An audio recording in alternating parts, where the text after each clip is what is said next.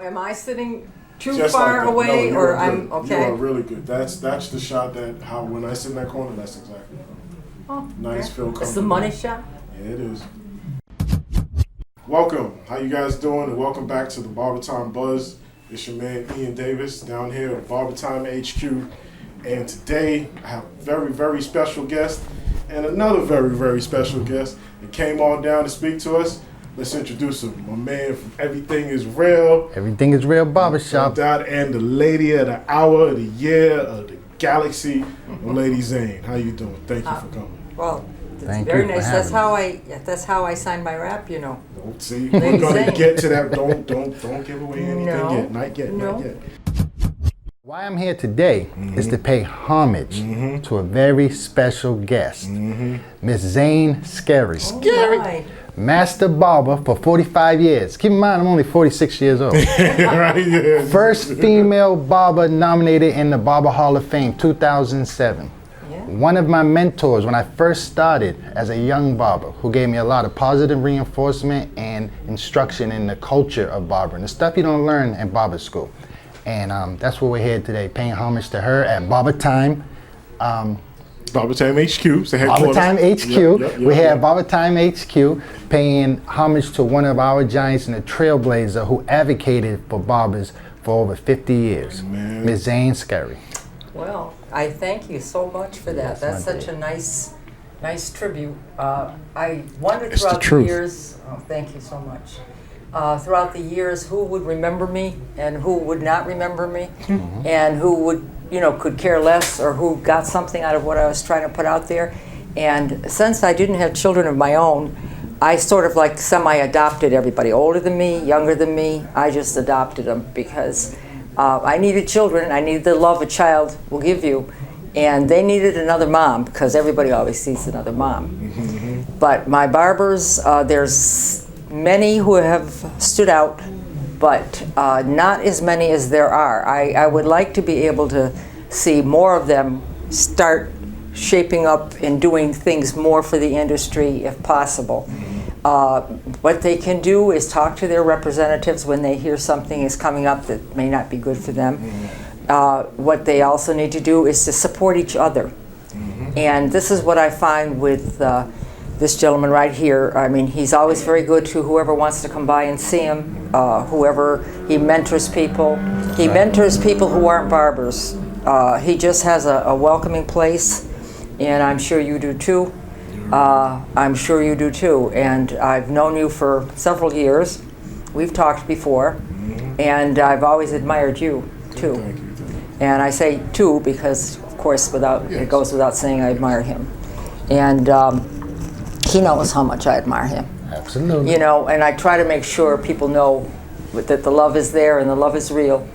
And this thing that they've got out for the last few years, Barber Love, it wasn't my idea, but I love it. Yeah, I loved it when I love first it. saw I don't it. even know Yeah. who started it. Do you know? Yes. No, but your idea, her Yes, idea I can't. is barber to the bone. Barber That's a to the good one, well. too. I like my that one, too. It's hard. like my barbers to the bone, and I always That's a good felt one. that I was, that's what I was. When they'd ask me, they say, "Barber, you mean a hairdresser?" I said, no, nothing wrong with hairdressers, but I'm a barber. I'm a barber to the bone. And I've always been proud of it. It was something that I think I did it more or less when I realized I couldn't have children. The doctor said, go do something different. So I talked to a girl that worked for her father in her father's barbershop and asked her what was new, and she told me she was going to barber school. And that's how the whole thing started for me, because I wasn't trying to be a hairdresser or a barber or anything. I wanted to be something different, because I wasn't a mommy. So I felt like left out of that crowd. So I said, well, then I'm going to go be something different. And barbering, it was there for me. I don't believe in coincidences. I believe everything's meant. Somehow or other, I'm supposed to meet you all. I'm supposed to, wherever I go, because I belong to the national board, and so I go all over the country when they have their conferences, and whoever I meet, I wind up falling in love with them as people. I just came back in September from going to the national board, and just seeing the other people who had come to my place, like former past presidents of the board and stuff like that. I miss them like their family, like their blood. And when one of them's sick or their wife is sick, I get sad with them. And I try to make sure I'm calling and trying to make sure I'm sending a card, because they live out in Michigan or someplace, just name a state. But I may never get out there again, I may never see them again. But they touched my heart, and I just want them to know that. So when something happens to one of your customers, I'm sure, That's right. to one of your fellow barbers that you know in town here, Barber brothers. you know, barber brothers and sisters, and there was a little while that they were going for a thing called barberette for female barbers. I went nuts. I went out of my tree. I just added that to the list of questions. I was going to surprise you with that. The lady barbers. I really want to get to that. And if you want, you can actually start off. Yeah, well, the female barbers, I don't feel, when I was an instructor for 2 years too, and I did not want my female barbers looking like hoochie mamas. That's no other way to say it. Barbers are known to shoot from the hip, and I definitely do that. That's why I'm here, I think. Barbering helped me do that, because I used to be very kind of shy, and barbering actually brought out the character that was needed to do a lot of what I need to. I love barbering. Yeah, and I think that's brought me out. Brought me out of being like feeling, who am I? What am I for? You know, I'm not having children. I'm not, you know, don't seem to be able to get a marriage that works right. Had a couple, and so basically, it's been the barbering that has made me happy all the time. Yes. You know, I mean, I just, he can tell you. I mean, I don't know if you've noticed, but I feel my face like glowing. I feel like I'm where I'm supposed to be right this minute. You know, I'm with the barbers. I'm trying to promote barbering, and as far as a little bit back, we're on the female barbers. I'd like to see more of them, as long as they know that they are a barber, and that they are a lady, and that they need to dress accordingly. They're not there trying to get them. When you have a shop and you have 5 male barbers and you have 2 female barbers, those 2 female barbers aren't there for the picking, so to speak.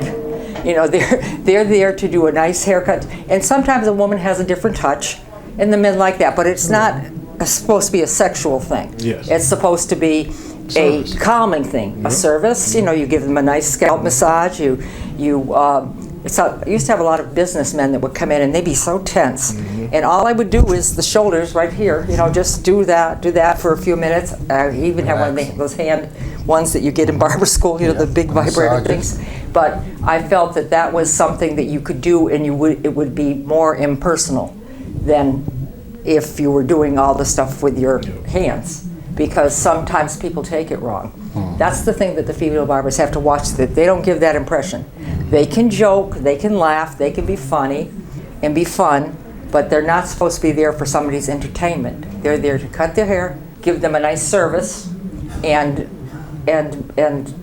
more than one man who has had his first shave, not by just a female barber, but by any barber, they really enjoy that. And that's one of the services that sometimes they feel, because they're today's man, sometimes they feel a little bit uncomfortable to have a guy doing their face or whatever, so they will allow the women to do it. And I love that, allow the women to do it. But being that I'm up in years, sometimes I phrase things as somebody a lot older than what people think I am. I will be 77 in December. I'm proud of it. Congratulations. Yeah, I usually... Still glowing on camera. Still going on camera. I've had people say it to me, but in my own head, I feel it. Because I know that I'm trying to put across a message. My problem isn't not having enough to say. My problem is having too much to say. So you'll need to cut me off when you want me on a different subject. This is barber time, and this is the barbershop, and that's where the real conversations come from. Absolutely. It is what it happens to be. But on that note, we are going to take a quick break, and we're going to come back, and we'll be right back with the BarberTime Buzz.